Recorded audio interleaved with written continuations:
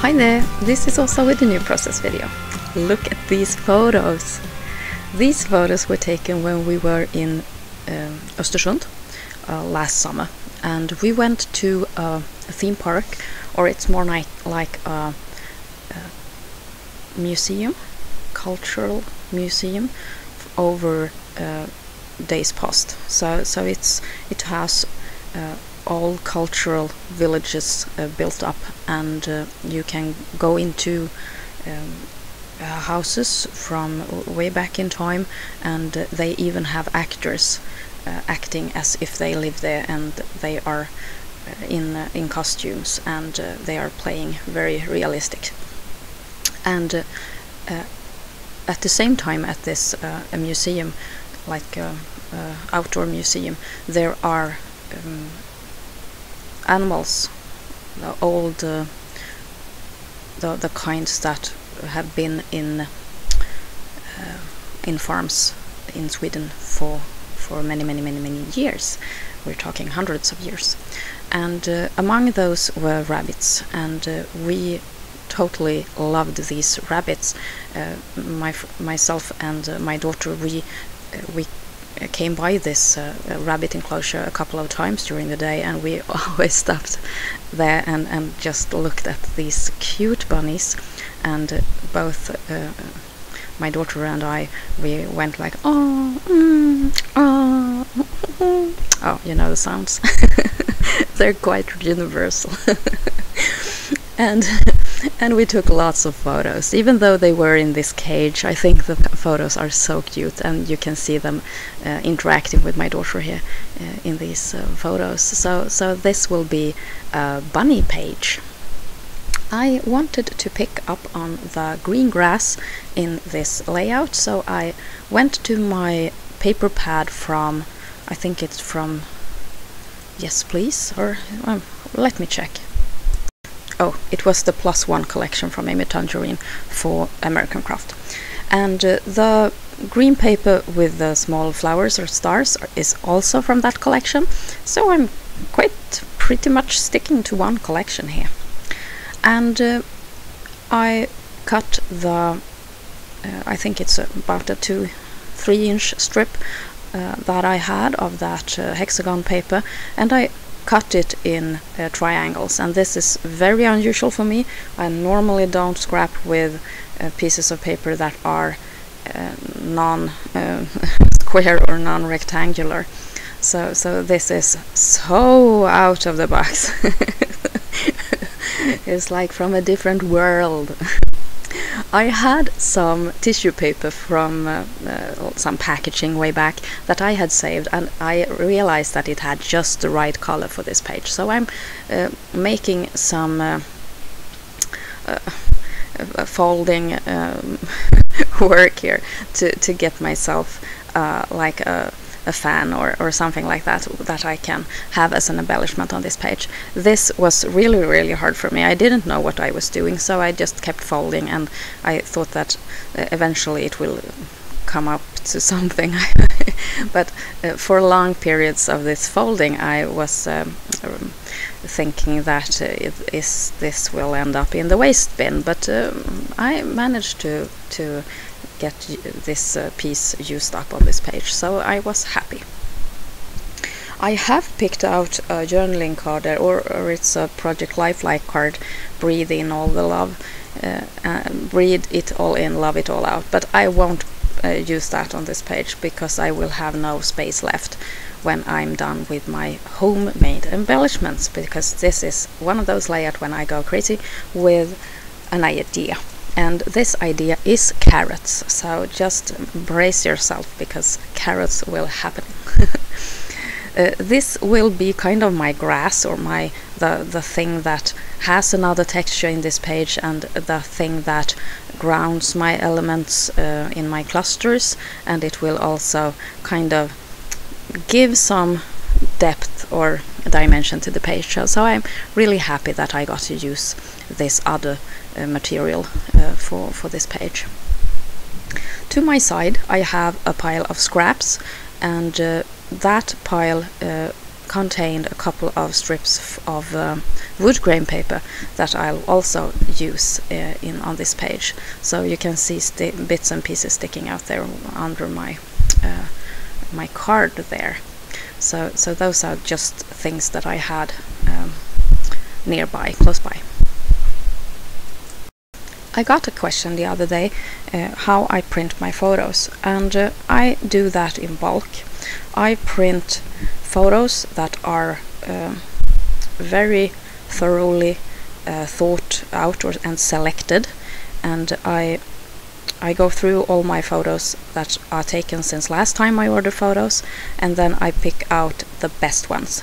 And normally I have layouts in mind, and if I don't have a special layout in mind, I try to get like 3 or 4 photos of each event, if I have that many good ones. Normally I have taken like hundreds of photos from one event, and I need to really think about which are scrap worthy, and then I print those, and I try to think about is this a photo that is easy to scrapbook in the color it is, or do I need to enhance the photo in some way.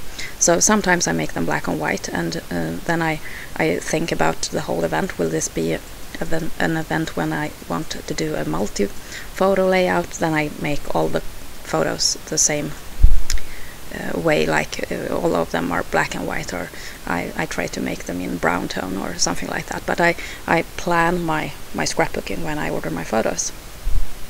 Sometimes I have these events where I have so many lovely photos that I don't really know what to do, and then I just print a whole bunch. Like for the last couple of events that you have seen me scrapbooking, when events that has ended up with double page spreads and even with inserts in between. So those are those moments when I just can't decide. These are so good, I want to see them on paper. So then I leave the decision until later, and then even some photos doesn't end up in my scrapbooking, and mainly when I made the page, the rest of the photos end up in my daughter's scrapbooking box, so that she can have them to choose from. She isn't scrapbooking that much at all, really, but when my kids want to play with photos, they have these extras to choose from. And I have a photo printer, but my goal is to use it as little as possible, and that's because the cost for those print are way higher than the ones that I can print and get sent to me from the company. So I plan my scrapbooking, and I try to decide how much photos from each event I want to make, and I edit them, and I also try to once in a while make smaller copies.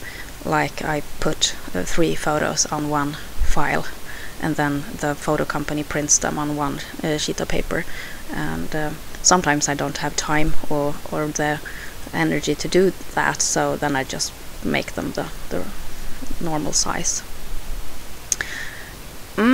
Now you see carrots in the making. I just grabbed a piece of scrap orange cardstock, and I'm freehanding some carrots. I'm cutting rectangles from the start, and then I start with the top of the carrot, and then I just trace towards the tip to make them look like carrots, and I'm not overly precise, but I think I got the shape pretty well. Now I want to make the green.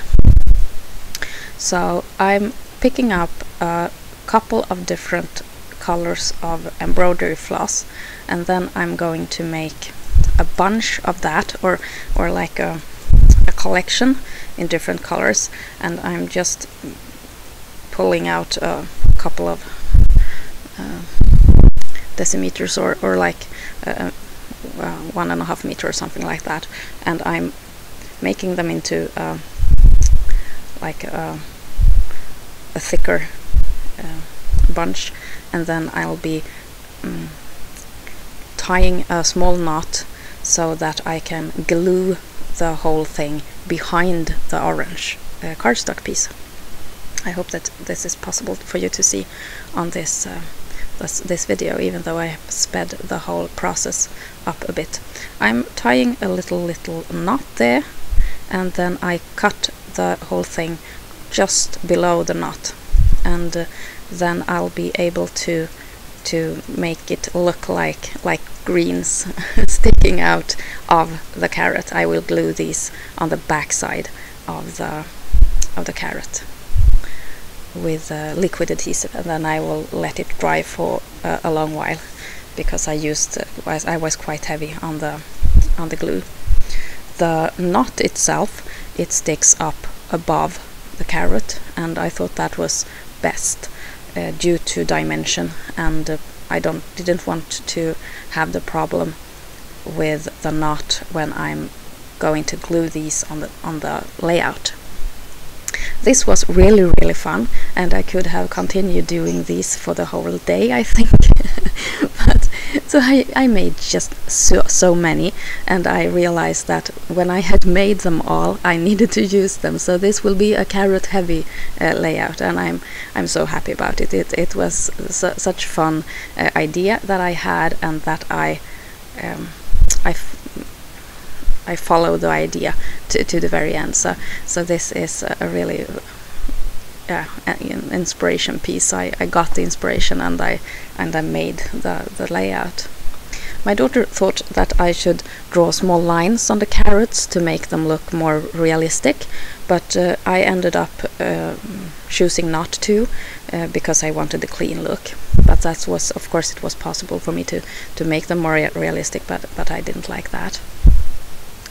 I have cut out a really naive font, the word Bunnies and an exclamation mark, and that will form the title of my page.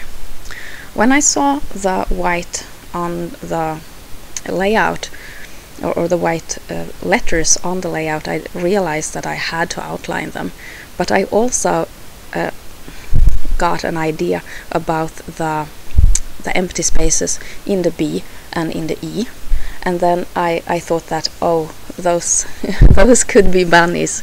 So I got the idea to place pink cardstock behind those letters to look like the bunny ears, and I thought that idea was so cute.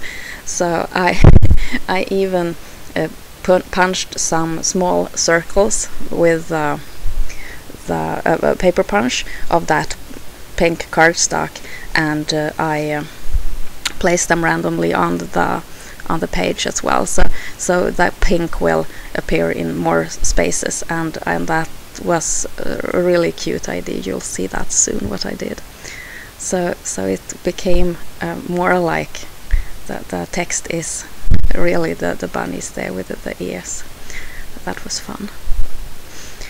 The carrots, since they have this dimension, I decided to place them on foam dots, and the layout turned out rather bulky due to this. So it has some dimension from start, and you have that folded tissue paper and that huge knot of embroidery floss, and then on top of all that I put a rather thick dimension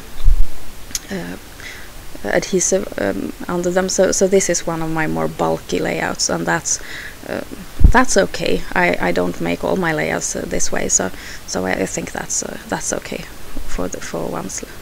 It's pretty fun. When I got this far in the process, I had two triangular areas where nothing really happened, and you know my total fright of empty space, so I needed to fill it with something.